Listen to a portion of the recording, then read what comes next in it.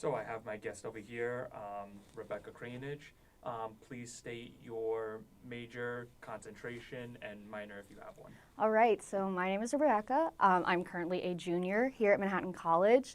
I am a communications major as well as a poli-sci major with a concentration in journalism and a minor in peace studies.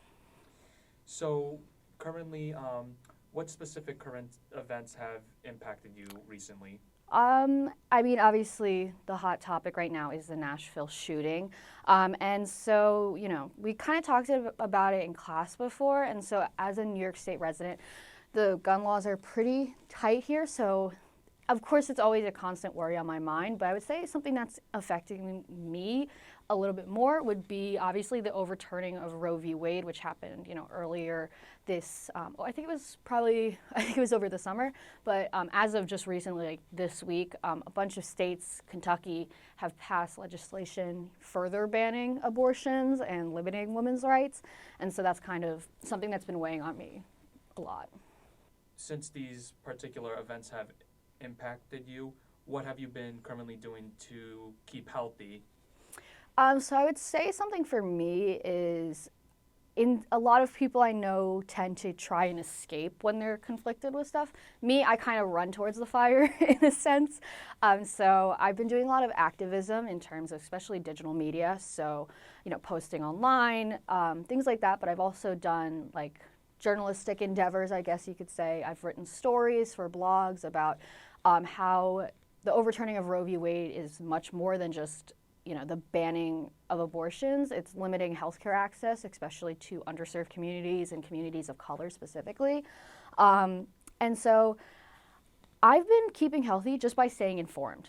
Instead of kind of ignoring it, I've been trying to stay informed, been trying to just keep up with it and make sure that I know what's knowledgeable so that when people come to me or, anything like that, I'm able to answer questions and inform them. No, absolutely. That's really, really good that you educate yourself with a lot of these events so you could further prevent things like this from happening and assisting other people. What else has gotten you engaged and entertained while you've been hearing about these awful catastrophes occurring?